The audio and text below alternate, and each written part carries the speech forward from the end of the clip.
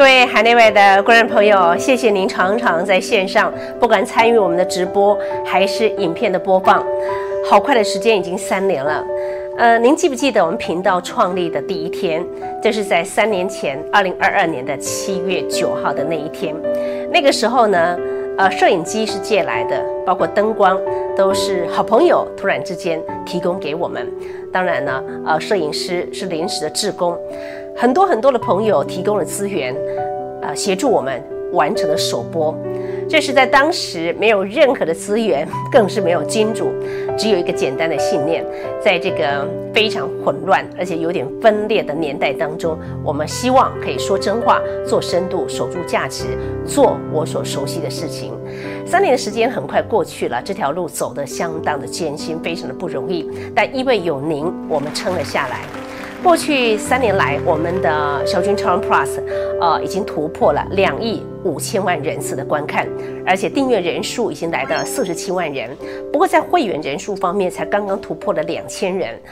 这些都不只是一个数字，而是每一个关心台湾、关心国际、关心真相的灵魂，一次一次透过了按下播放的选择，您跟我站在一起。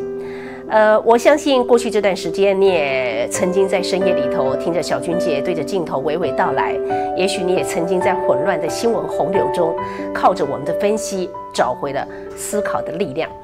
我们没有背景，我们有的是立场。什么立场呢？站在人民的这一边，站在台湾的这一边。一人难挑千斤担，但如果我们愿意一起挑，一起抬，千斤也能够步步为营。很多人在这段时间常常问筱君姐，你怎么撑下来的？哇，3年很不容易耶，你是怎么烧钱的？其实很难很短的时间之内跟大家分享。其实我也有时候会笑笑说，因为我有很多人请我喝咖啡，那是一杯又一杯支持的象征，甚至写着你不孤单的讯息，甚至呢，在我的户头里都告诉我，这是他奉献我继续努力的一点点小小的 donate， 一点小小的回馈。所以呢，每一次有人加入会员，都会说我愿意和你一起走下去，我感激在心，点滴在心头。我们都知道台湾需要有声音，但是这样的声音不能够靠运气，也不能够靠流量的算法，它只能够靠一群有信念的人默默支持。所以在今天，筱君姐再一次诚挚邀请您成为我们的频道会员，就像是一根根的竹签撑起了一座竹楼，就像是一滴滴的露水，它可以凝聚成改变的力量，不用很多，只要您愿意。事实上，我告诉您，累积比如说50杯的咖啡的价格，就能够让我们多录1集的节目，可以多诞生一篇深度报道，多陪台湾走一段更深远的路。3年的时间当然不是一个句点，它是一个全新的起点，让我们在下一个3年当中可以走得更稳更远。也感谢您一路的相挺，也期待您加入我们的行列，点选下方加入会员，或者是筱君喝咖啡，一起让真实的声音不被淹没。我相信您知道，我们的存在是因为您，而您也是让我们继续存在的关键性力量。有心就有力，我们永远不放弃。谢谢您。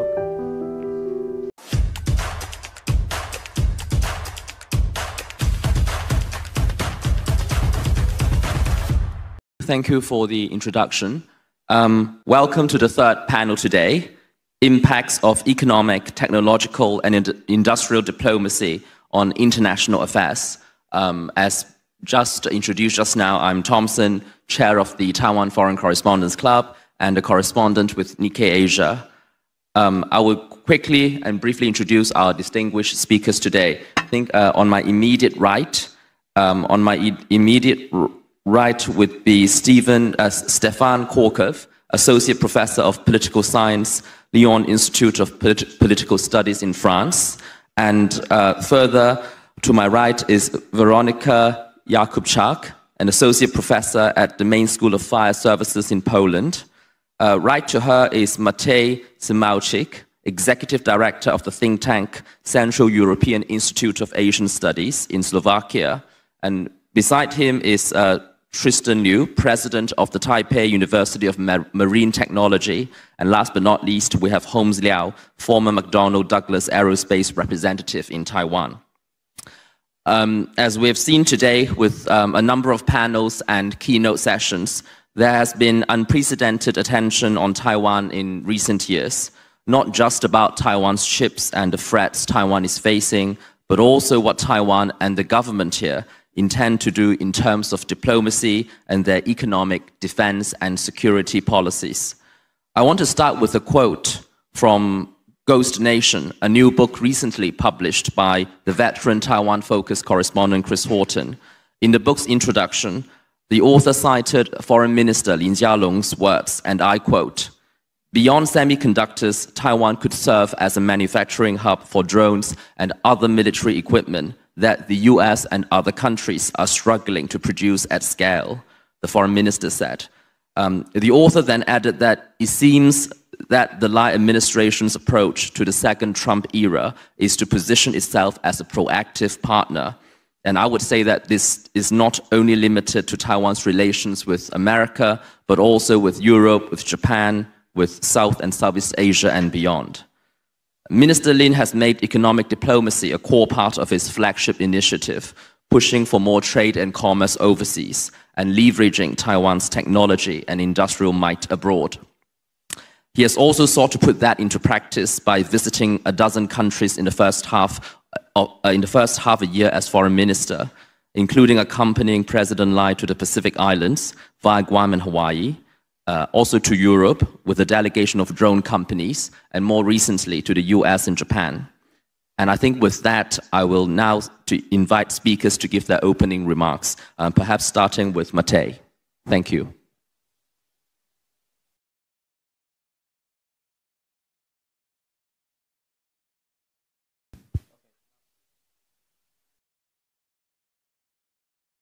Okay, thanks, Thompson, for the introduction, and good afternoon, ladies and gentlemen. It's a pleasure to join you here today. I think that I like the quote that you've shared right now, right? That Taiwan has a lot to offer, and oftentimes we have been reducing Taiwan merely to the idea of semiconductor cooperation, while there's many more areas of economic cooperation where both European countries and Taiwan can work together much more closely. And not just in terms of economic diplomacy, but also in terms of policy coordination when it comes to economic security policy as well, where both sides have quite a bit to learn from each other. And I want to focus on this aspect a little bit more in my introductory remarks. Talking of economic security and the EU's approach and what it can learn from Taiwan, I think we need to go a little bit back in time and actually understand where the EU's economic security turn has emerged from, because for many years EU has been quite negligent in this area. It had a very positive outlook on trade cooperation and investment cooperation with China until certain wake-up calls happened. And the first major one happened in Germany around 2015, where one of the crown jewels of German economy, the robotics company KUKA, all of a sudden stopped being a German company because it was taken over by Chinese investors.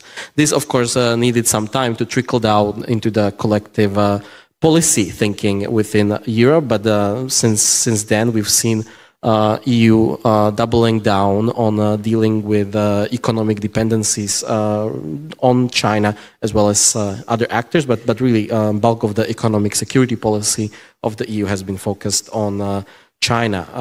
Of course, I don't think I need to talk much about the case of Lithuania, which was really the last major sort of watershed moment after which EU has, I think, no longer any major illusions about what kind of risks stem out of over-dependence on Chinese economy.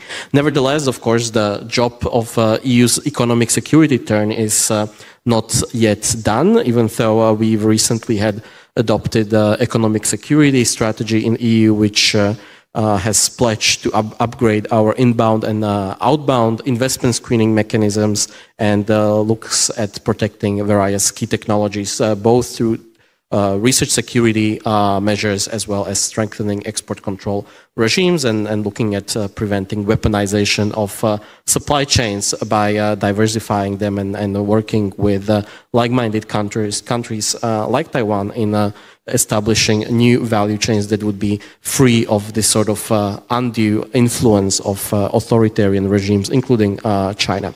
So if we want to move forward in our economic security thinking, we of course need to recognize that none of the democratic countries has actually fully figured out this space, right? Each actor has its own strengths and weaknesses, different experiences, and exchanging best practices and lessons learned. Both the positive lessons as well as the negative lessons will be key to succeeding in developing efficient economic security policy. So when it comes to EU and what it can learn from Taiwan, I think there's quite a few areas where there's a space for better policy collaboration, which would of course be quite helpful for Taiwan, because it can serve as a springboard for deeper political dialogue between European Union and its member states on one hand and Taiwan.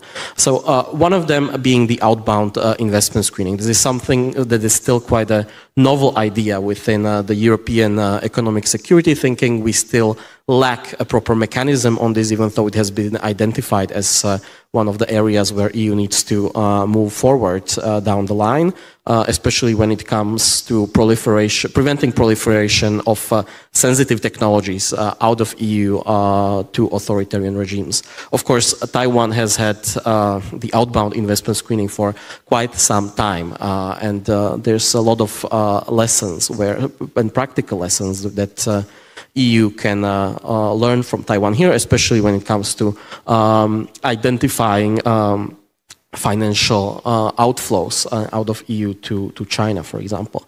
Supply chain resilience, of course, is another key aspect where Taiwan has been really promoting this idea for collaboration for quite some time. But also other areas are quite important, I think. And one issue that's often overlooked in the broader discussions on economic security is actually talking about what to do once the economic coercion is already happening.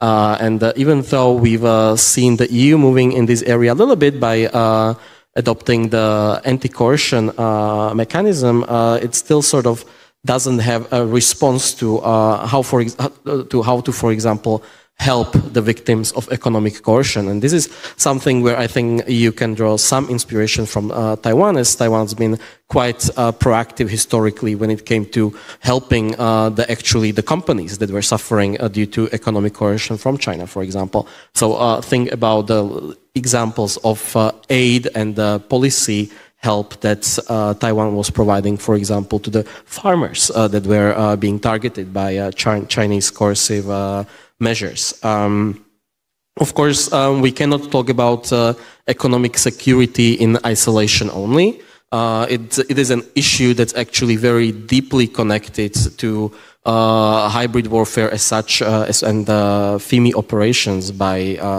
adversarial actors. And we've seen this time and time again, where actors like China have been conducting FIMI operations within EU with the aim to delegitimize any sort of dialogue about strengthening economic security measures, which means that we need to merge these two policy areas. And given Taiwan's extensive experience in countering Chinese influence operations, I think there's quite some space for also coordination in this area, which is already happening to some extent. Nevertheless, as I said in the beginning, this sort of learning trajectory needs to go both ways, right? It cannot be one-way street, and there's quite a few things, of course, that where EU can help Taiwan as well with its own economic security. One of the key issues, of course, being energy security, which remains to be probably one of the weaker links in Taiwan's overall resilience. Of course, there's been a good development over the past year in the wind-generated energy, where EU and Taiwan had, towards the end of last year, finally settled their WTO dispute, which will allow more proactive collaboration in this space. But also there is quite a lot of untapped geothermal energy potential in Taiwan, of course, being on the Pacific Rim of Fire, which is rather underused for now, and there's quite a few European companies that have expertise in developing geothermal energy, which could be a vital contribution to Taiwan's overall energy mix. Of course, this sort of economic collaboration between EU and Taiwan and economic security collaboration does not have to be only happening in this sort of bilateral fashion. There's quite a strong argument to be made also for its external dimension, and it was mentioned in the keynote before. Collaboration between EU and Taiwan on exploring synergies between Global Gateway and the new southbound policy could be quite a big contribution to countering China's economic offer to the Global South countries, which is a problem for both the EU and Taiwan. So I will stop here, I think, because my time is running out. But I think that there's quite a bit more that could be still explored. And you've mentioned drones before, so of course there's still a lot of opportunity to discuss economic cooperation in these areas besides the semiconductor industry, so that we can have more proactive thinkings in terms of which industries would have most synergy that would be helpful for fulfilling not just economic interests of both sides, but also broader geopolitical and security needs of both sides. Thank you, Matej. Very good point about the potential for drones cooperation. I think I'll now turn to Stefan to give his opening remarks.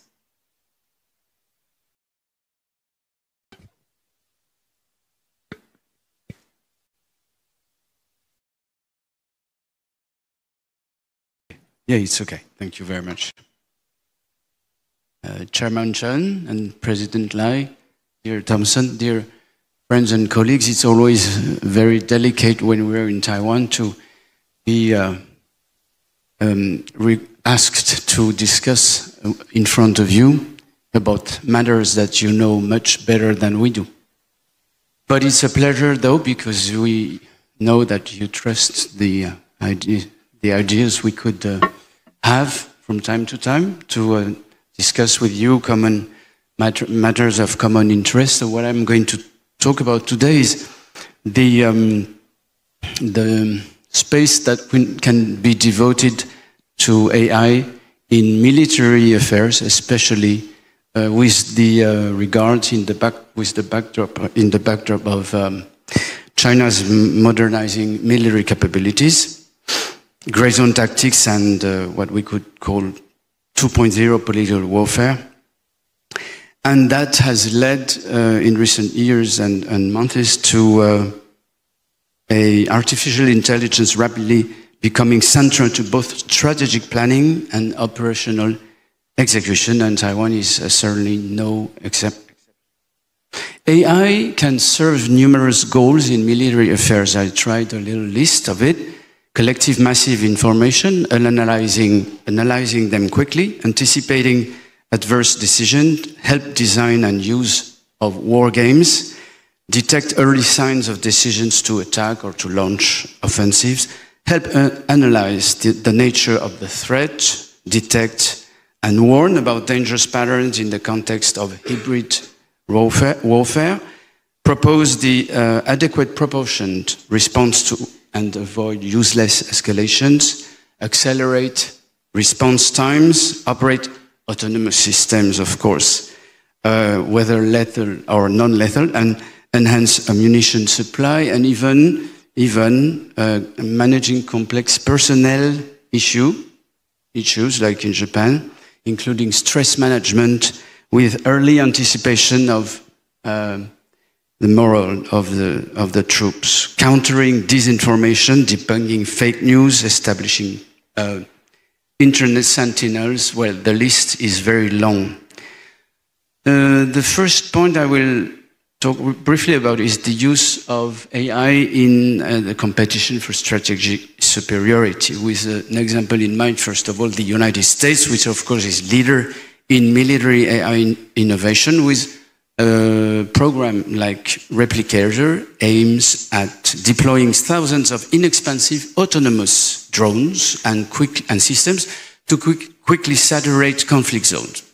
There is also in use recently a platform called ThunderForge that is using AI to process battlefield data in real time that is used by commanders already to make rapid decisions. Taiwan is not immune from this development, not being able or considering not being able to match China's conventional forces. Then, of course, Taiwan is relying on high-tech solutions to build an asymmetrical deterrence and respond to aggression. The Ministry of National Defense in Taiwan has actively invested in military applications of artificial intelligence recently, with the development of virtual anchors, strengthening intelligence analysis, and improving the effectiveness of weapon systems such as drones, satellites, or missiles, and has established recently a National Defense Innovation Group.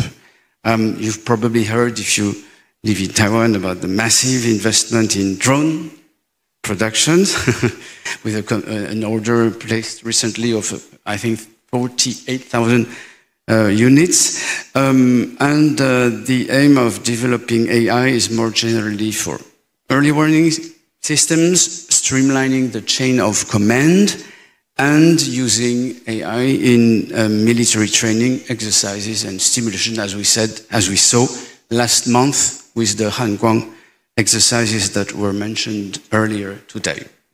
But AI is also used in information warfare, and this is a domain in which Taiwan is obviously very concerned as a target of Chinese disinformation campaigns. AI can be used, this is no surprise to anyone, I suppose, to create fake content, to create deep fakes, and to launch targeted propaganda on social media, which are aimed always at polarizing public opinion or eroding trust of the citizen in democratic institutions. So if AI is used to produce these things, then AI can be used to counter them. And Taiwan is developing since many years already, several years, an AI-driven countermeasure series that can be quite useful for us outside in the other parts of the world to understand how is being experimented an authoritarian digital strategy that is not, of course, the fact a strategy led by China only. We all know that Russia is experimenting the same thing, and we can try to trace back some connections between Russia and China. And there was quite a lot of discussion recently in Taiwan on an event when a certain president of a certain political party had harsh words on the President Lai, and that reminded us of some strategies initiated in the Russian capital. The last point I would like to address is the ethical issue of the military use in AI. Of course, it's the core issue, or one of the core issues. But first, I would like to switch to Japan. Initially, I wanted to make a comparison between Taiwan, Japan, and the United States in the difference of the use they make of AI. Then I had no time. But Japan is a specific case since it's a constitutionally pacifist country. It's not supposed to develop weapons for projections of troops outside of its boundaries, as you know, and is opposed very clearly to the use of AI in lethal autonomous weapons. However, Japan has still worked quite interestingly towards integration of AI into its cybersecurity and logistics systems and intelligence gathering efforts. And also, that's where I found this example, addressing personnel shortages. But Japan is the illustration, I think, of a wider debate that has yet to be held nationally and internationally, nationally in our nations, which is the ethical problems raised by the military use of AI, which is a question that is already addressed in Taiwan. The Ministry of National Defense in Taiwan has already quite worked a lot, as far as I know, about this, whereas we know that Taiwan, being a boundary front, could really think that there is no time for such debate, and there is a question here, and that will be my final point in 1 minute. So, of course, you probably all know that the question behind this ethical question behind what I'm talking about is whether a decision can be left to an autonomous weapon system which has lethal capabilities. Should we leave it the decision to fire or not? And it's already one level of the problem. A sub-level of the problem, should we allow it to fire on civilians or soldiers only, etc.? This is a very tricky issue. Of course, discussions are underway in the United Nations, but there is no international consensus on that, on banning or regulating autonomous lethal weapons. This remains elusive. So for Taiwan, the issue is quite tricky because Taiwan has to defend itself, but as a democracy, so we could hope that Taiwan would uphold democratic norms, but it has to defend itself against an existential threat. This is not simple, which happens to originate in a neo-totalitarian country that most likely doesn't feel constrained legally or ethically in the use of AI in the decision made by autonomous weapon systems to shoot and potentially kill soldiers and civilians. And this is here, in front of us, on the other side of the Taiwan Strait. So the question is very tricky, and without a debate within the society and within the Congress, the Li Faiyuan, should Taiwan, in case of an absolute emergency, resort to techniques that are used by the other side without establishing previously a legal cadre? Would democracy simply survive if the country survives and that people then are asking, why did you do that? That's probably perspective, but I think we have to raise the issue because, after all, President Lai did it in April this year with his 17-point 17项措施 addressing these issues without previous or obvious public consultation. But the thing is that the Taiwanese society and the Taiwanese Congress are highly divided on very tricky issues. It would have been probably difficult to lead such a public debate, but it's raising the issue whether Taiwan can or not trespass or avoid this step. This is really a very difficult question, but Taiwan is not alone in this because we are not in the US or in Europe in a position now to make significant progress on that issue. So I'm making a proposition, and time is up, I will finish on this.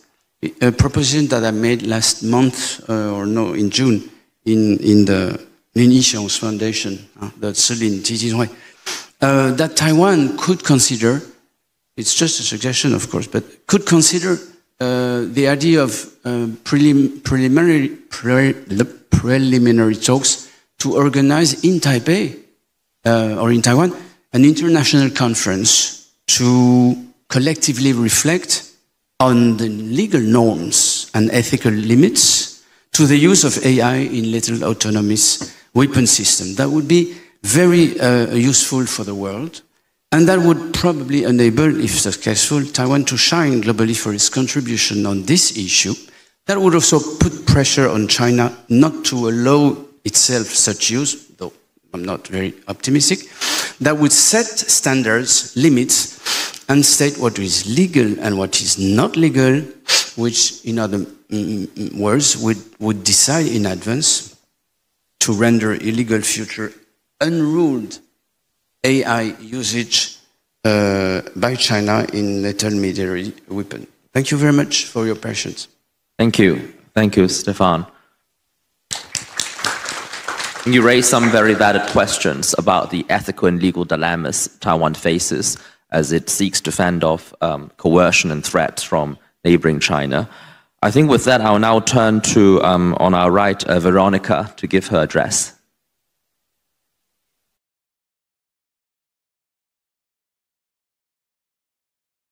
Hello, thank you so much for having me here. Thank you to the Ministry of Foreign Affairs and to the Prospect Foundation. It's an honor to be part of such an inspiring community. And I've been listening to the presentations of my colleagues with a lot of ideas. So once again, thank you everybody for the inspiration. And I would like to express my full support to the ideas, to the issues that were mentioned by two gentlemen in our panel. And I would like to also address what has been said before. And I'm very excited to hear more and more people expressing their support to strengthening the cooperation and thinking about something more than only capital gain. And coming from Poland, coming from Europe, it was very painful, yet very important lesson that we have learned ever since the war in Ukraine started. And it was, I hope, a final lesson that showed us that making bigger business, making better capital gains are important. At the same time, we have to focus on something that is called strategic autonomy. And there have been many ambassadors of this idea, of this phenomena, with the President Macron, just one person to mention. But I think what I have understood from the exposés today is that we have to think of something bigger, something that would fit in a new manifestation of globalization processes.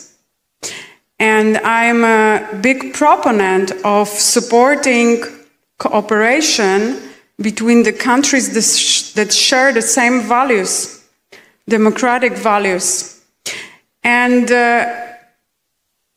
I also would like the economies to prosper. But why don't we, instead of focusing on cutting the costs and increasing the gain, the capital gain, why don't we try to combine the two? Making the economy prosperous, at the same time, not thinking only about the money and the costs, but also trying to find the synergy where we, meaning democratic countries, stand up together, think about our resources, think about our capabilities, and not only create stronger economies, make more workplaces, protect our technologies, join our forces to make better technologies without creating vulnerabilities and increasing dependencies when it comes to our reliance on natural resources coming from non-democratic countries. Because we live in an era of gray zone conflict, hybrid conflict, and unfortunately, studying hybrid conflict, hybrid warfare, hybrid activities for a while, it has proven that non-democratic actors that are very often going hand in hand with non-state actors, they are exploiting what we create by ourselves. They don't really have to do much because we kind of serve them on a silver plate whatever they can work with. And there were so many important issues mentioned now. Old threats and new threats. New opium wars, for instance, with respect to fentanyl. Our dependencies on energy, natural resources in general.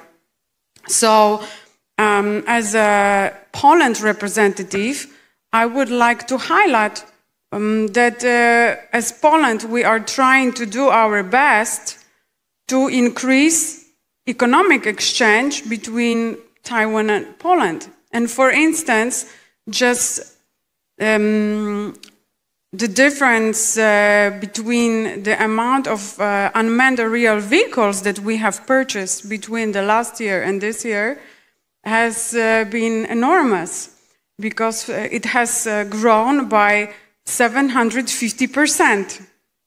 And Poland is #1 purchaser of the unmanned aerial vehicles.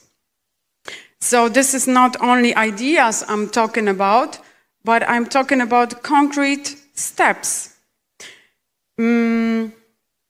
It's difficult to talk much more about the diplomacy with the respect to technology, economy, and industry, because the presentation that my predecessors delivered were so complex.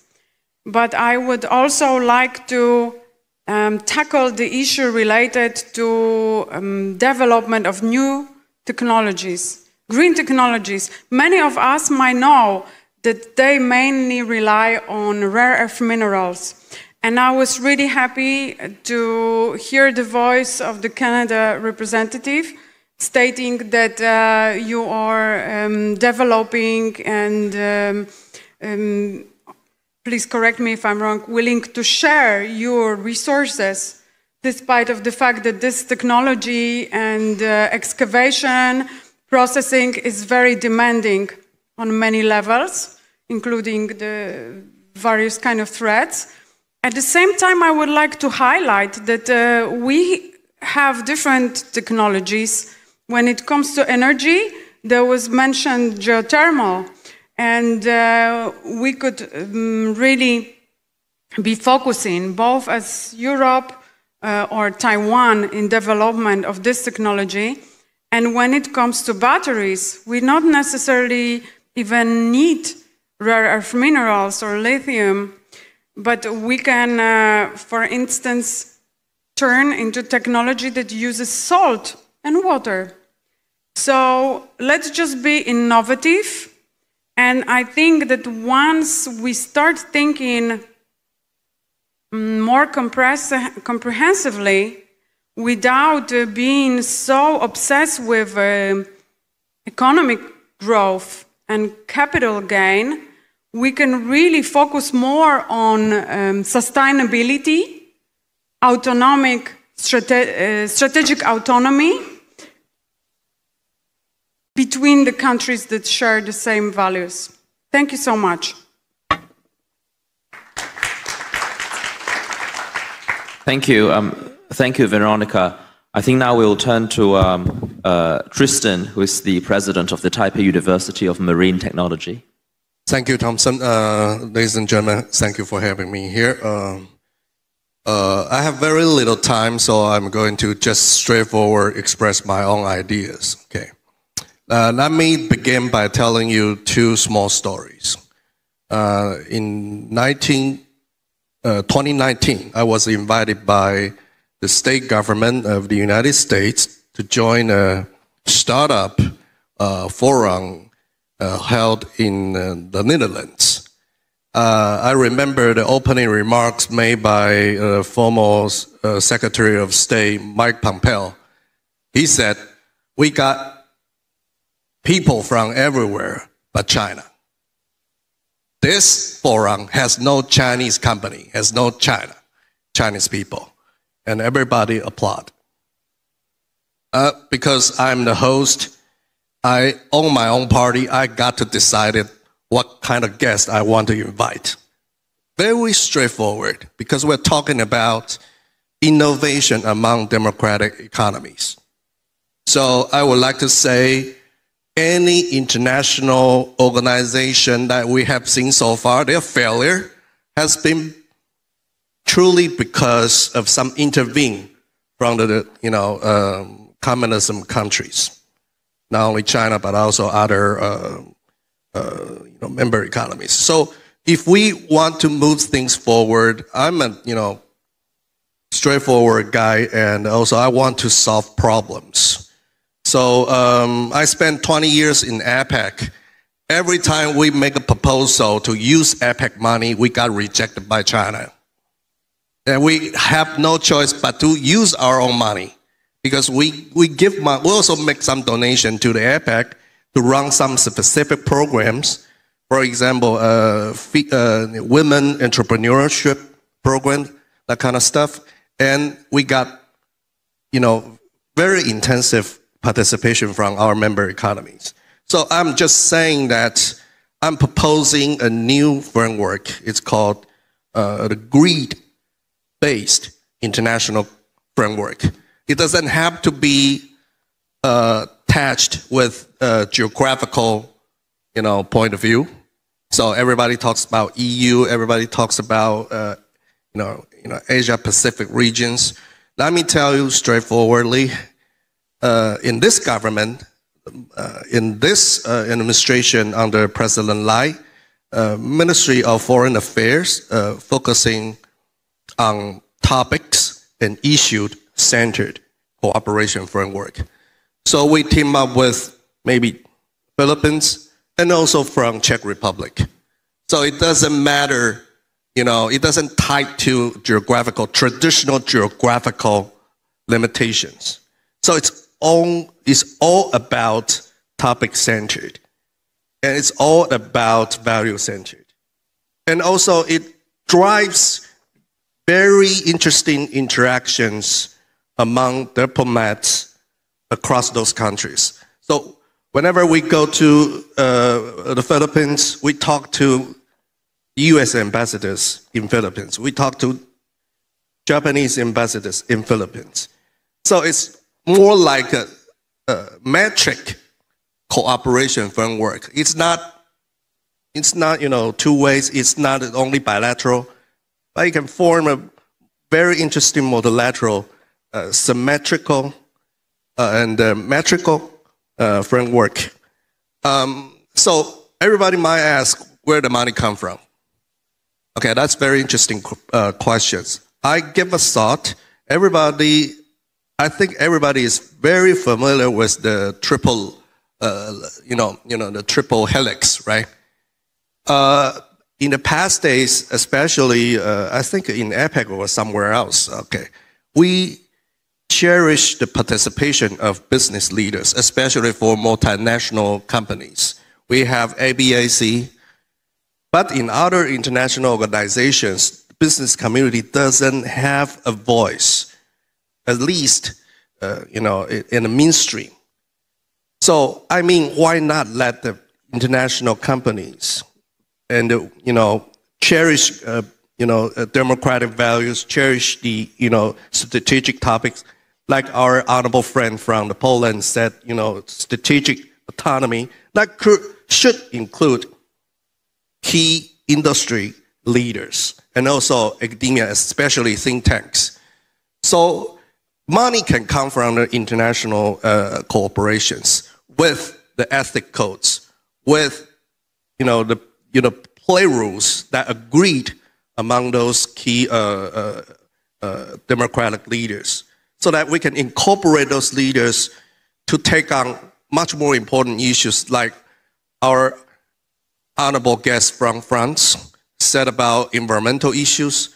Those could be solved by the joint efforts, not only by the government, but also by the business leaders. That also can explain how I want to break through the political dilemma in Taiwan, because you have, blue and green party against each other. But if you allow the business community to speak up, to lead the programs that could provide long-lasting financial support and also agenda settings, and also with the proper guideline, the proper support or guidelines by the government officials, it can also incorporate public opinions or NGOs.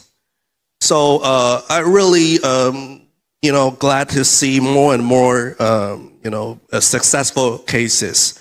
Maybe from UK, we see, IISS holding up several very successful forums around the world in the Middle East or somewhere else. We should have that, more and more. So try to figure out to pin down the agenda and also cooperate, but not with too many countries. Maybe we can start from 3 or 4, just like Quad. But Quad is only limited to government officials. We can incorporate more. And with that, I will conclude my first round speech. Thank you.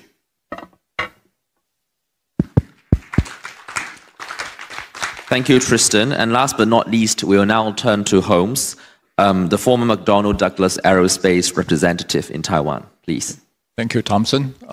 As many of you may know, McDonnell Douglas no longer exists. In fact, it was absorbed by Boeing back in 1998. But I do not have any positions currently, so I'll be giving some blatant remarks. Be as blunt as possible, right? And like Tristan, I'm going to tell a story. And the story concerns most of the people in Taiwan and probably some in Germany. Are there any Germans here in the audience? Too bad, because I'm going to criticize German cynical diplomacy. Oh, there is. Okay, good to see you. So I hope that you can relay my message to German government. All right. So we all remember the global pandemic started in 2019, right? And slightly 1 year after that, there was a global semiconductor shortage. And then Germany's then economic minister, Peter Altmaier, wrote a letter to his Taiwanese counterpart, Miss Wang Meihua. She was the economic minister back then, asking for help to coordinate and prioritize the delivery of Taiwanese semiconductors to the German car industry. Without semiconductors, Germany cannot deliver vehicles, right? So next thing you know, Miss Wang, Minister Wang, coordinated a meeting, called TSMC chairman and the production vice presidents and so on and so forth to the office, and I think the NSC was also involved. At the end of the day, Germany's demands were met, right? End of the story. Always good. That was in January 2021. Less than 6 months later, the global pandemic erupted in Taiwan, and Taiwan did not have enough vaccine. So Taiwan requested Germany's help for BioNTech vaccine, right? There are several flavors of the vaccine. BioNTech was co-developed by Germans. But the Germans government shrugged their shoulders, say, well, hey guys, this is a business matter. Why don't you talk to Shanghai Fuxing, which is located in Taiwan? In China. And of course, it didn't end well. Taiwan, at the end of the day, did not get any vaccines from Shanghai. All right. So what is the lessons of this story? Right. First is Germany's cynical diplomacy, and second is Taiwan's strategic naivety. All right. Cynical because Germany's diplomacy was one-sided and is transactional, and it's short-sighted as well. At the same time, it's when it's inconvenient for them to go out of their way to help a country that have helped them in the past, which is also under healthcare crisis, they didn't bother to lift a finger. All right, so that's the cynical side of the German diplomacy. Now, Germany also suffered from strategic myopia and moral failure, because while Berlin enjoyed Taiwan's cooperation, it refused to help Taiwan in time of need, right? And so that's that, all right? Germans, of course, can do whatever they want, but can Taiwan do something more intelligently and do something to prevent this kind of stuff from happening? I think the answer is yes. So without going any further to criticize Taiwan's government, I think Taiwan can do something to prevent this kind of a non-reciprocal diplomacy from happening again. First, it is the Taiwanese government can formalize the reciprocal mechanisms, that is to negotiate conditional cooperation framework with whichever countries that has the supply request. And the second is to enhance international legal mechanism or instrument, that is to pursue bilateral, multilateral agreements in health or in technology that lock in obligations and of mutual assistance. And Taiwan can also institutionalize strategic resource coordination by elevating tasking of critical resources, in this case the semiconductor, to national level strategic importance and protocols.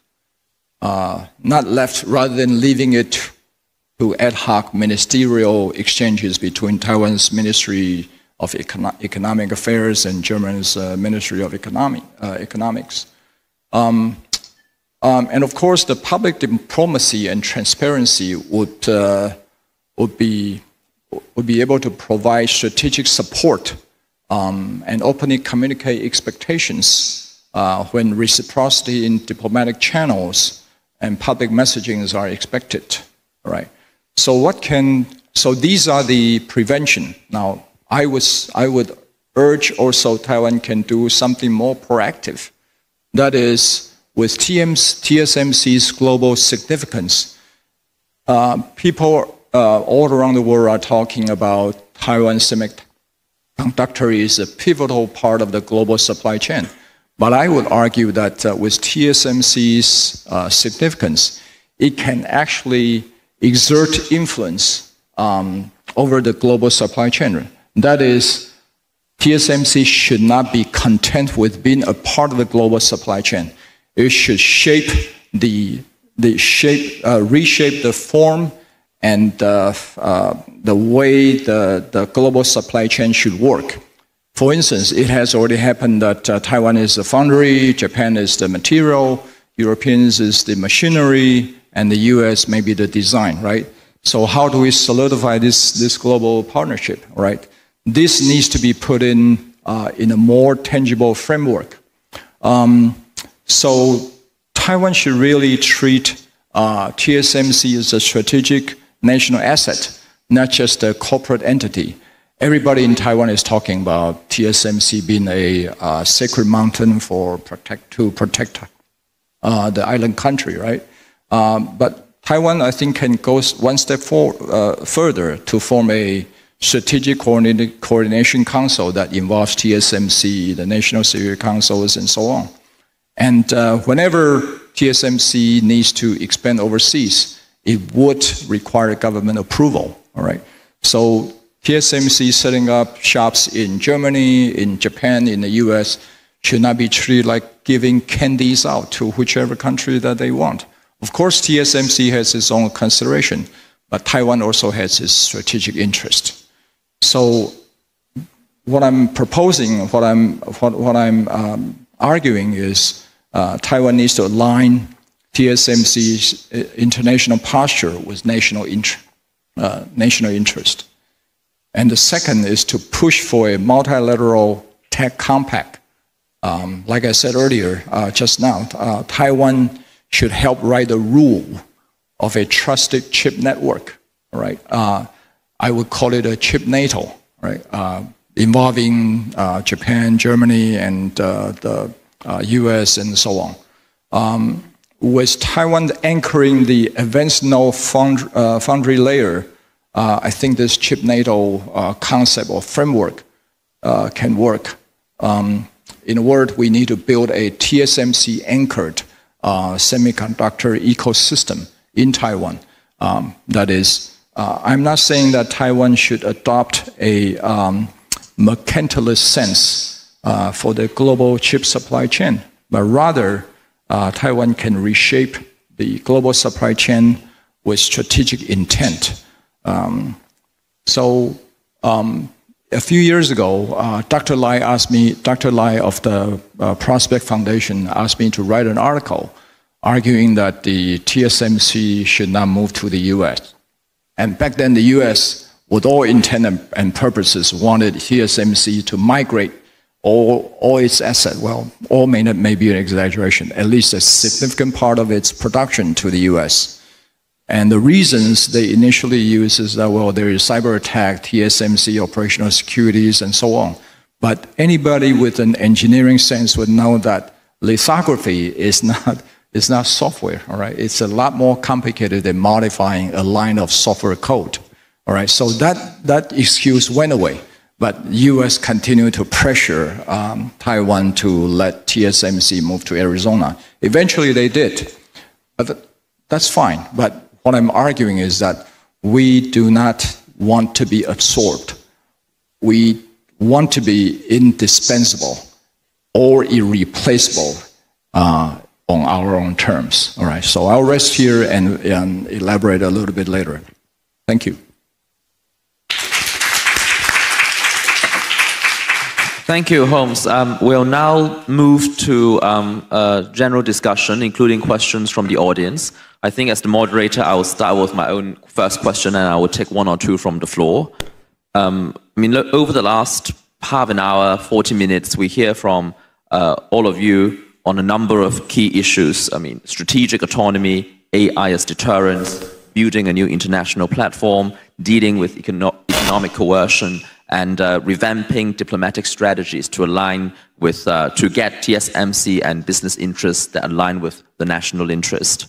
So my question is very simple. We see that in an interview with Nikkei earlier this year, Foreign Minister Lin talks about how Taiwan plans to play a vital role in forming a democratic supply chain with like-minded countries as a necessary response to the emergence of Chinese suppliers. So could I invite you guys to assess the efforts to create such a non-red supply chain? Feel free to pick a particular region, such as Japan, Eastern Europe, and Taiwan, or a particular theme, such as drones, which a number of you have mentioned. So this is my question. I think I will also take another question from the floor. If you are interested, please raise your hands and tell us your name and affiliation.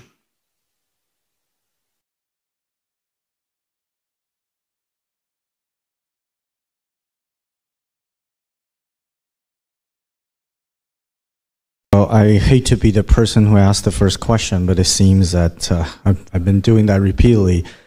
So Dominic Yang, University of Missouri. I work for the history department. Now I have one question. Can I have two questions?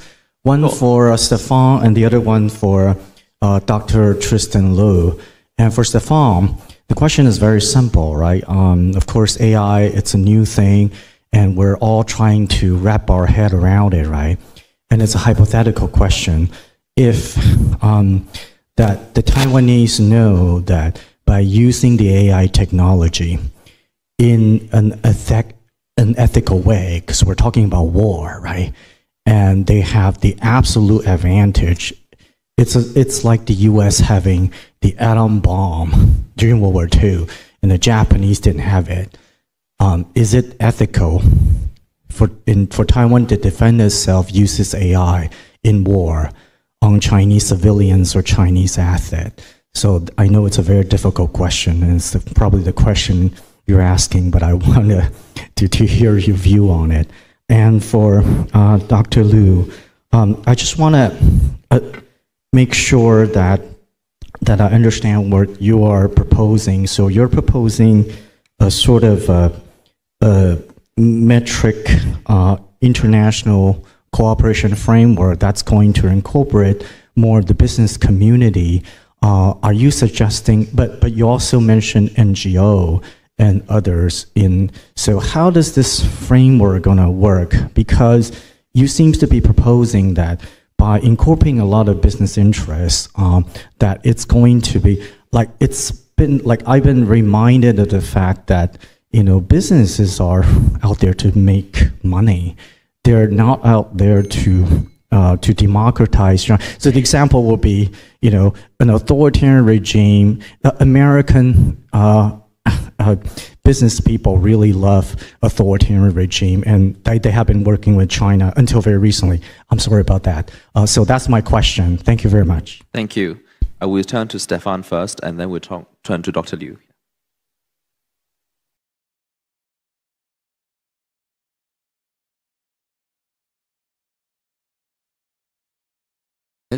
So first, maybe a brief answer to Thompson's questions.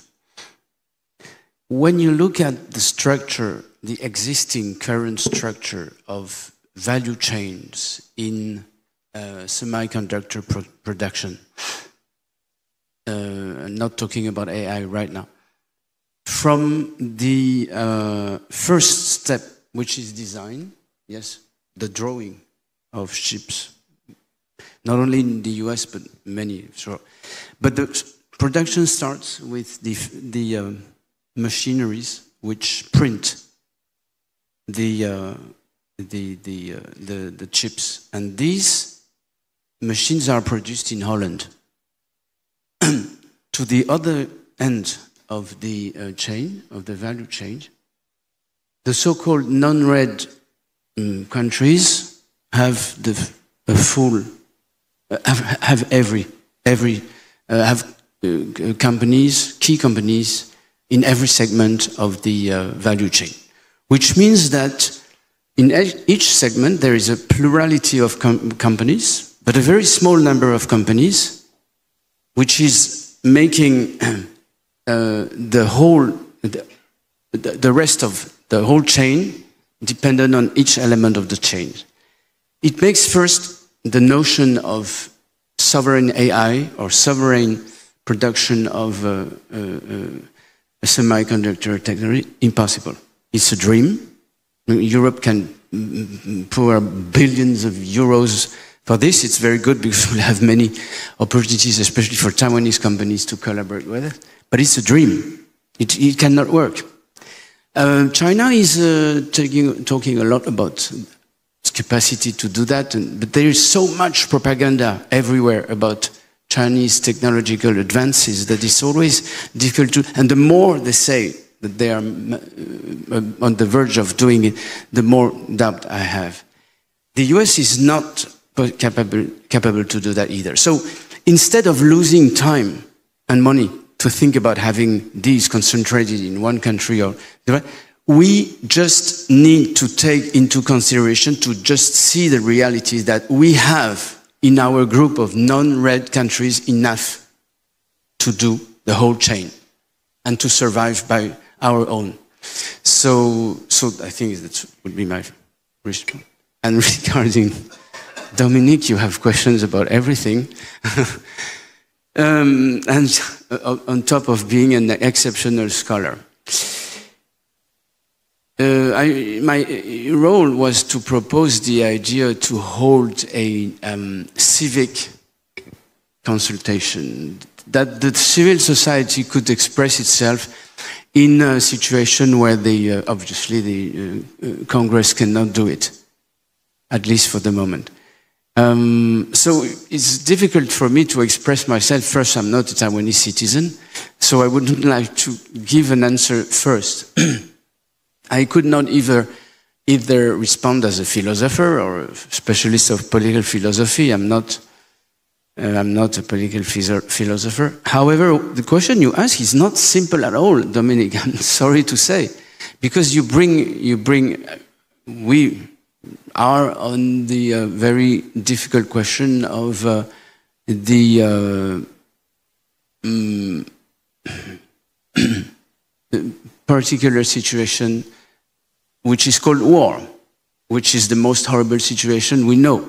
So basically we cannot forecast what people will do first. And I would not like to, I don't see myself in a position right now in a peaceful country for the moment, even under threat, to judge who and what will be morally acceptable or not. So I refuse to respond. But your question is interesting because what I'm calling for is to not let us in Taiwan be in a position one day to have to do that without having debated it beforehand. And to be honest, if the question is a question of survival, for me the answer is if you are under threat by external aggression and that the aim of the aggressor is your disappearance, it is part of the answer. Anyway, whether we think that Taiwanese should accept some derogations to moral principle and human rights behavior in military affairs, the thing is that people convinced that they have to, they will. I'm not going to elaborate about what China believes in the social networks about what they would do to the first frontline soldiers when they catch them, right? I don't want to say that, and I won't say more, because saying that would be conducive to making their propaganda more efficient. But it's dreadful. If I was a Taiwanese, I would have a simple choice between being a brutal savage on the front line against them or leaving and deserting. So that's very dreadful.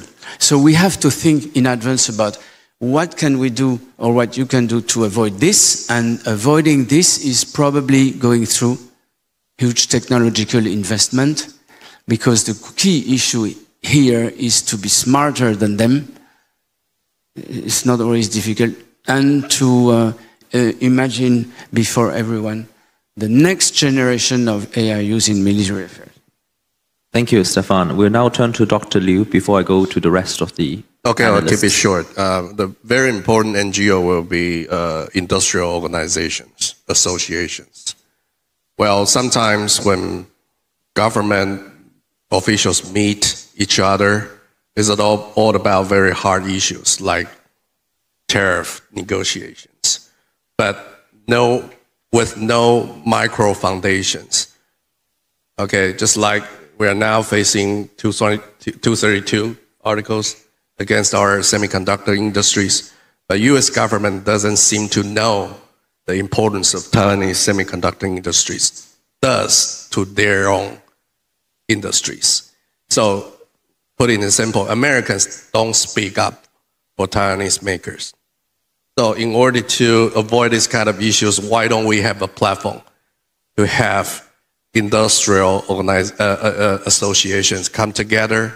And also, State Department has a think tank called CIPE, collaborating with different industrial associations and also, a Chamber of Commerce around the world to pursue the common grounds, common consensus on rule of doing business, free economy, and the regulation standards, or fake news, or any kinds of outdated non-tariff market entry barriers. Those are good topics. And also, if you want to put up international team in achieving some of the strategic goals, you also need those people to come together. And also, university plays a very important, because they have, symmetric metric collaborations over decades. Okay, so as also a university president, I would also want to shed light on the importance of that. But now there's a huge gap between them.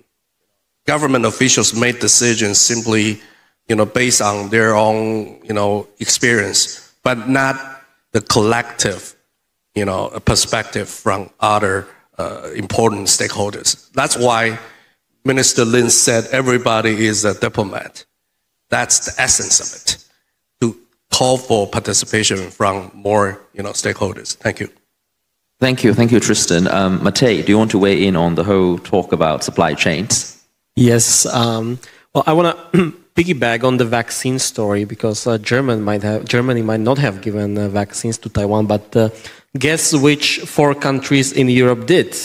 Lithuania, Czech Republic, Poland, and Slovakia. What do these 4 countries have in common? It's the Central European region, which has emerged to be the best friend of Taiwan in Europe over the last 5 years. Now, we have to discount Slovakia from this club for now, for a little bit, unfortunately, given our quite pro-Chinese government, but that government is going to lose the next election, and we will have the pro-Taiwanese crowd coming back to power sooner or later. So don't give up on the country just yet. Anyway, why I'm mentioning these countries is because if Taiwan and Europe want to cooperate together in developing the non-red supply chain, Central European countries are going to be vital for this, given their key role as collectively being the manufacturing hub in the EU, as a manufacturing hub in the so-called Factory Europe. And Taiwan has started to work on this a little bit. I mean, okay, the big TSMC factory that's going to be in Germany, and it's very understandable given that none of the Central European countries can muster that amount of financial power to provide the subsidy. But we already see collaboration deepening in other parts, in other sectors, right? And you mentioned drones, and that's something where we've seen a new wave of collaboration happening, for example, between Taiwan and Poland. We've seen many delegations coming back and forth trying to establish drone manufacturing of Taiwanese companies within Poland. And I think this is going to be vital for Taiwan to explore even more, given that we also see now the push of the EU Commission to not just re-industrialize EU, but remilitarize EU, and investing in sectors that are quite strongly defense adjacent, like the drone sector, would be quite an important buy-in for Taiwan and people in Europe to, mutually care for each other's future, right? And it would be one way for Taiwan to show that it can deliver tangible economic results for the region, which, all of the political visits and gestures are very important, of course, but it's the tangible results that create a lasting relationship that ordinary people can get behind.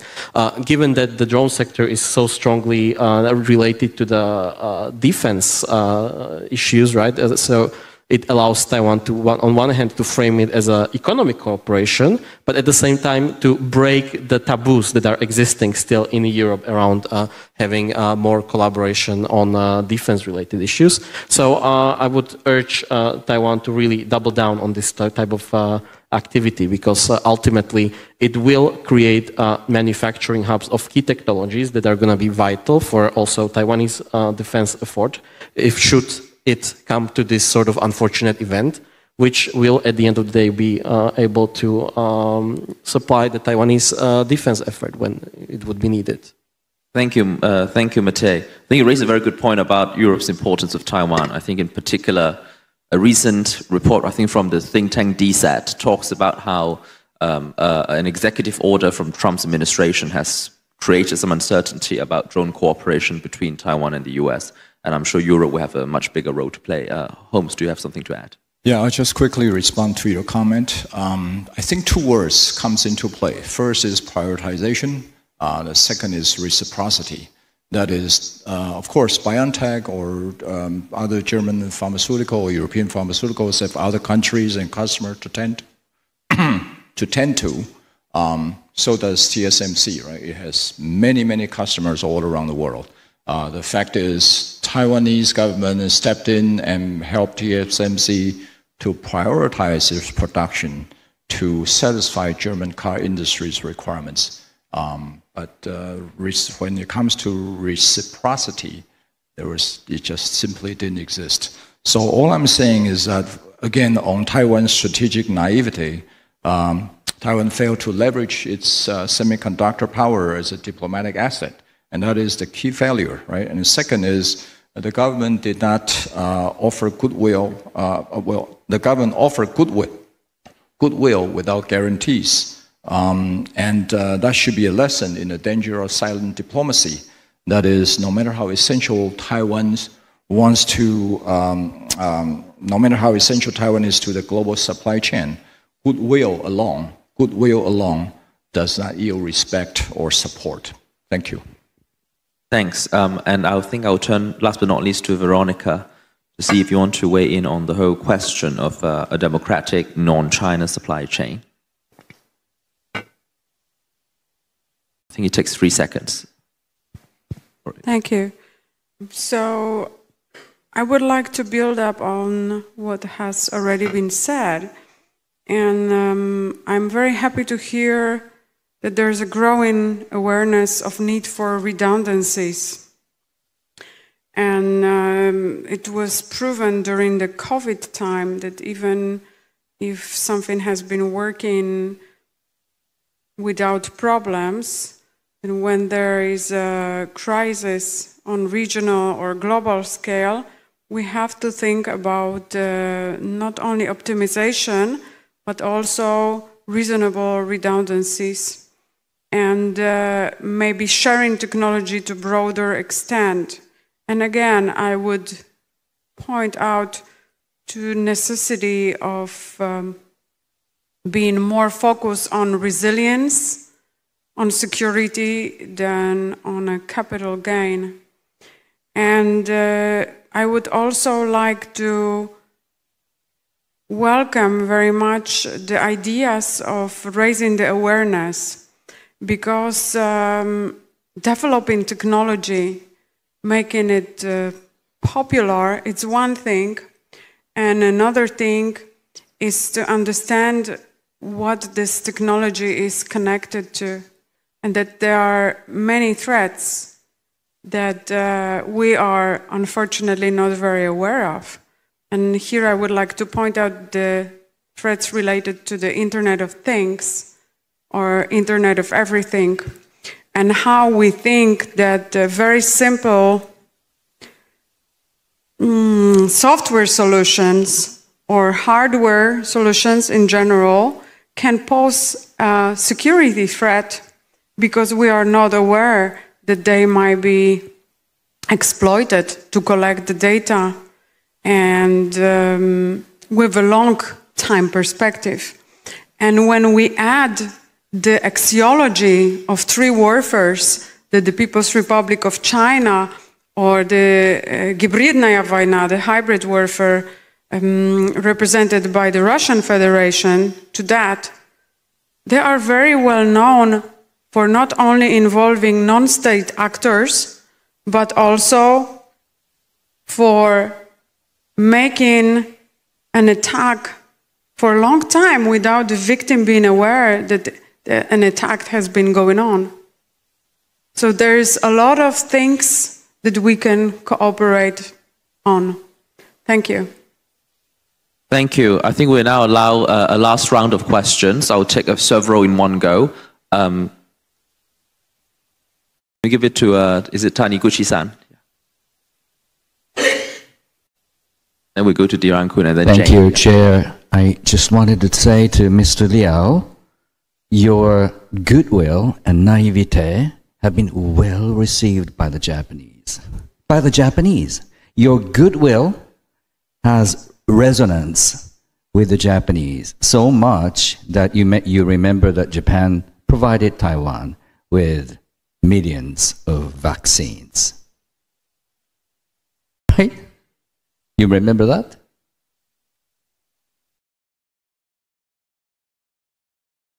Okay. One final thought is that it is very much important for Taiwan to continue to host events like this, picking up relevant topics. It's just a little bit akin to editing very good magazine with attractive titles so that you could attract attentions from all across the world. And so by so doing, Taiwan could continue to shine. Continue to shine is the most important thing, I think, for Taiwan. Thank you. Thank you, Taniguchi-san. We'll now go to Diran-kun at the end on my left. And after her, we'll go to Jane from The Economist. Hey, Thompson. Can I respond quickly to this gentleman's question? Yeah. Sure. Yeah, briefly. Just 15 seconds. So in the case of Japan, Japan did reciprocate with for Taiwan's goodwill, right?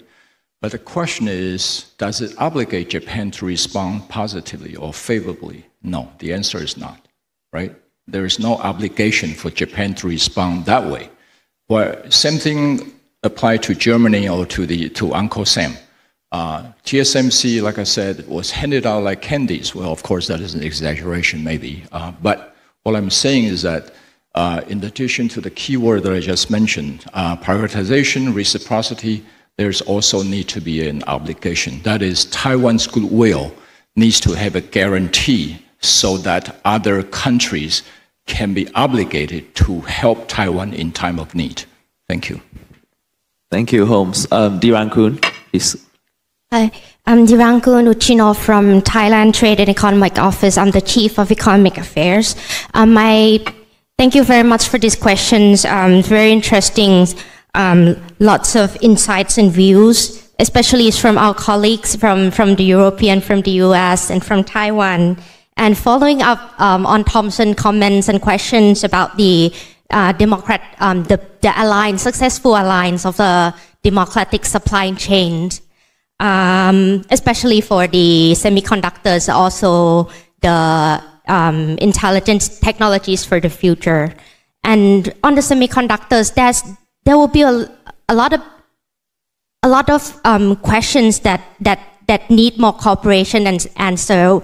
Whether be there the diversifications of the rare earth sourcings or the finding of the more cost-efficient manufacturing sites for the supply chains, and on this kind of many lists that we have to carry out. How do you see the role of the partnership with the New South Wales policy targeted countries, including like Australia, New Zealand, or ASEAN in this aspect? Thank you. Thank you. Very valid question, given the geographical proximity. I think we have one last question to Jane over there. This is Jane Rickards with The Economist. President Liu told an anecdote about Mike Pompeo saying that everyone had been invited to an event except the Chinese. And that made me think of a question that I really have for the organisers of the Ketagalan Forum. My question is, are Russian Federation diplomats invited to this event? And are officials from the Hong Kong and Macau offices, so essentially officials from Greater China, are they permitted to attend this event? And if so, have you seen much interest from them? Thank you. I'm talking about not just this year's Ketagalan Forum, but the forums over the years. Thank you. Thank you. Oh, wow. This question about whether officials from Hong Kong and Russia are allowed to join and the level of interest. That's from Jane. And then Kun Diran-kun has a question about the resilience and supply chain with Australia, New Zealand, and Southeast Asia. I want to see who wants to pick either question. Matej, maybe you can go for a start, and then we'll go to Tristan. I'll address the first question. Given that I'm not an organizer, I cannot really respond to the second one. But the first one, I think the cooperation with the countries covered by the New South Wales policy, especially the ASEAN countries, but also Australia, is going to be quite crucial in achieving the de-risking goals that EU has set for itself, and then the overall establishment of the non-red supply chain that Taiwan has been proposing. Of course, there's a big issue of raw materials dependence, right, that we need to deal with when it comes to China, and of course, Canada, it was mentioned, is one option on how to deal with it, but also Australia was going to be quite important, right? Indonesia as well. EU has been very actively moving towards concluding the FTA negotiations with Indonesia, with access to raw materials being a key issue that EU has in mind over there, right? So that's going to be quite important. Of course, the rest of ASEAN is going to be as well quite important when it comes to de-risking the manufacturing sectors, right? And it's gonna be, it's not gonna be an easy homework, I think, for the multinational corporations that are invested in China and have been dependent on getting their manufacturing done in China to move the production out of China into the ASEAN countries. But it is one of the options on the table. Of course, there's also risks attached, right? If it's only the manufacturing that moves, while the inputs for the manufacturing still remain within China, it will not be actually de-risking, it will be just creation of new problems. So we need to think quite holistically about this, and more policy coordination between the democratic countries from ASEAN, from East Asia, from Europe is going to be very much required to achieve this goal. Thank you. And Tristan, you want to have a few words? Many business leaders told us we exchange ideas about geographical and also economic relations with other important partners. They all said produce local and photo local, which means, for example, when Donald Trump raised the tariff to 32% against Taiwan, I heard from many big electrical, consumer electronics makers. They said that then we will go to United States directly, not from the Vietnams or from Thailand. Why? Because they will complicate the situation. So straightforwardly, just forcing fastball, just go to the United States and find a suitable place. So local for local will be the mainstream strategy for Taiwan. And of course, we want our industrial leaders to explore more opportunities in any other markets except the United States and China, especially for European countries, Central European countries. I would love to, as the advisor, will urge our government to pay more attention to that. But basically for local. But if there's no opportunities over there, if the market hasn't gone up, I think they will relocate very fastly. This is all I can say. So with some, countries that full of market opportunity, but no strong economic ties, I would say in the current government, we're going to put in the second wave. Very straightforward. Okay, put in the second wave. Thank you. Thank you, Tristan. Stefan, you have a few words to add.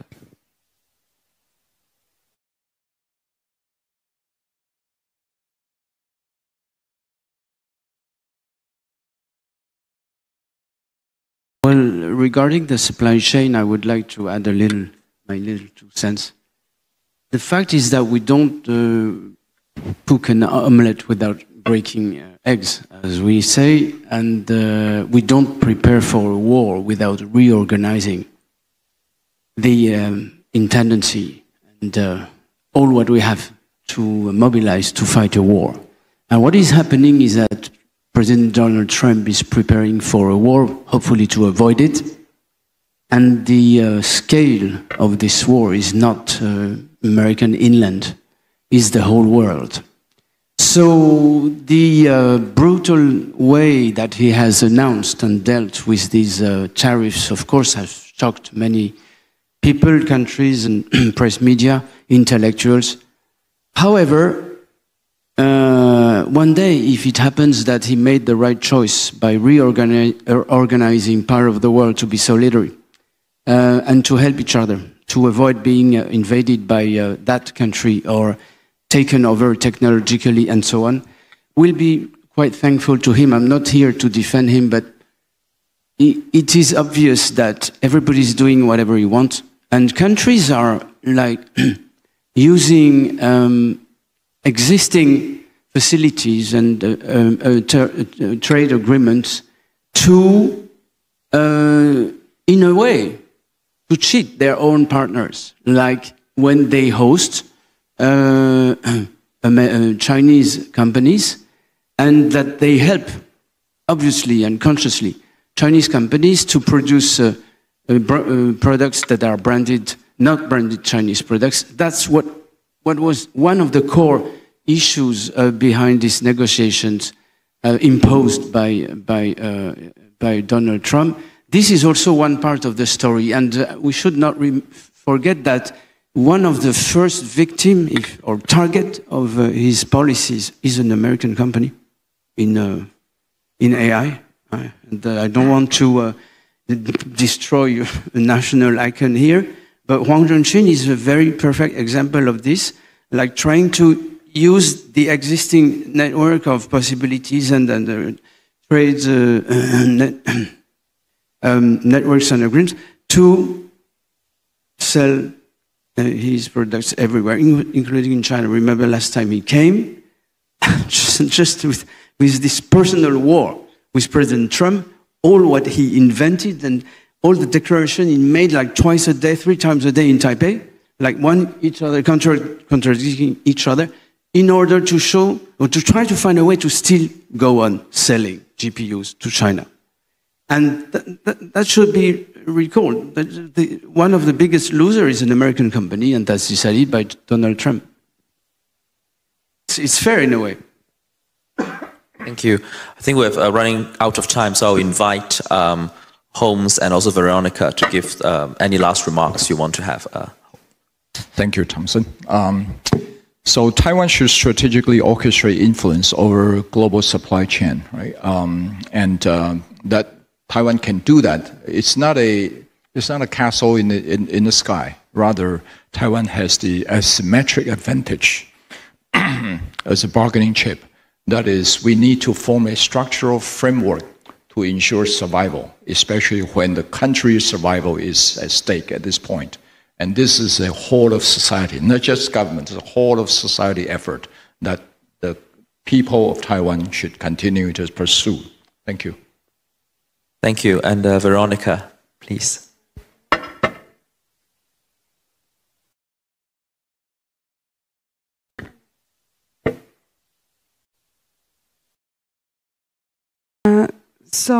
Thank you. I wanted just to mention that also when it comes to rare earth minerals, that we allowed China to be in such a position, such a strategic position when it comes to rare earth minerals, crucial for the new green technologies. We can also take under consideration recycling. And then another thing, just to repeat myself, is to think outside the box. And think about something that it's not necessarily complicated and costly, you know, the businessman mindset. How can I make money on this? But what is useful? And maybe at some cost of the capital gain, we can increase the security. Thank you. Thank you. I don't think we've really answered Jane's question, but that might be more of a question for the organizer today or the government, since they will be aware of the entry rules and who's showing up. Nonetheless, thanks again to our guests today, Stefan, Veronica, Matei, Tristan, and Holmes, providing fresh thinking and discussion about the way forward for Taiwan's economic and tech and industrial diplomacy and relevant issues like AI and drones and tariffs. So once again, thank you.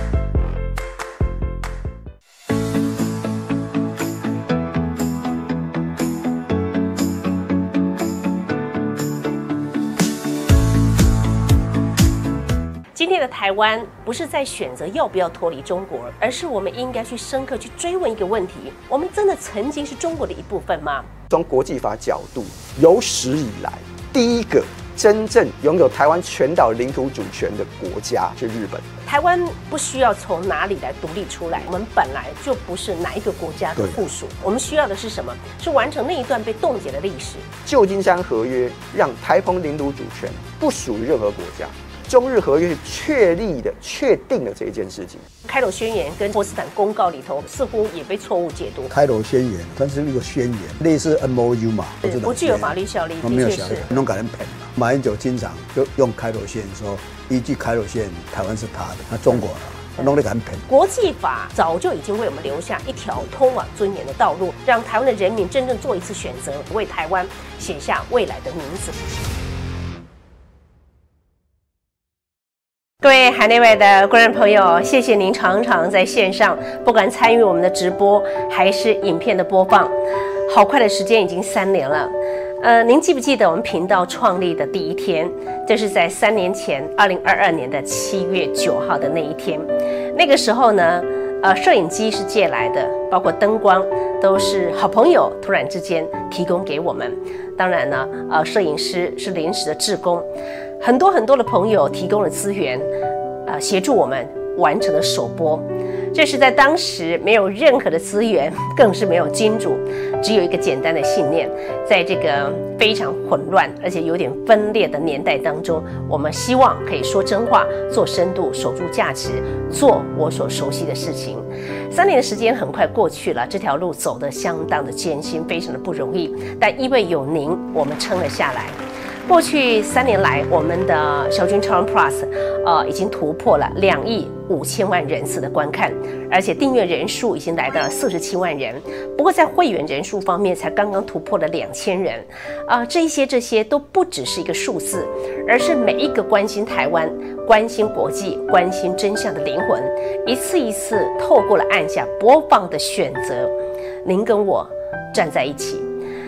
我相信过去这段时间，你也曾经在深夜里头听着筱君姐对着镜头娓娓道来，也许你也曾经在混乱的新闻洪流中，靠着我们的分析，找回了思考的力量。我们没有背景，我们有的是立场。什么立场呢？站在人民的这一边，站在台湾的这一边。一人难挑千斤担，但如果我们愿意一起挑，一起抬，千斤也能够步步为营。很多人在这段时间常常问筱君姐，你怎么撑下来的？哇，3年很不容易耶，你是怎么烧钱的？其实很难很短的时间之内跟大家分享。其实我也有时候会笑笑说，因为我有很多人请我喝咖啡，那是一杯又一杯支持的象征，甚至写着你不孤单的讯息，甚至呢，在我的户头里头告诉我，这是他奉献我继续努力的一点点小小的 donate， 一点小小的回馈。所以呢，每一次有人加入会员，都会说我愿意和你一起走下去，我感激在心，点滴在心头。我们都知道台湾需要有声音，但是这样的声音不能够靠运气，也不能够靠流量的算法，它只能够靠一群有信念的人默默支持。所以在今天，筱君姐再一次诚挚邀请您成为我们的频道会员，就像是一根根的竹签撑起了一座竹楼，就像是一滴滴的露水，它可以凝聚成改变的力量，不用很多，只要您愿意。事实上，我告诉您，累积比如说50杯的咖啡的价格，就能够让我们多录1集的节目，可以多诞生一篇深度报道，多陪台湾走一段更深远的路。3年的时间当然不是一个句点，它是一个全新的起点，让我们在下一个3年当中可以走得更稳更远。也感谢您一路的相挺，也期待您加入我们的行列，点选下方加入会员，或者是筱君喝咖啡，一起让真实的声音不被淹没。我相信您知道，我们的存在是因为您，而您也是让我们继续存在的关键性力量。有心就有力，我们永远不放弃。谢谢您。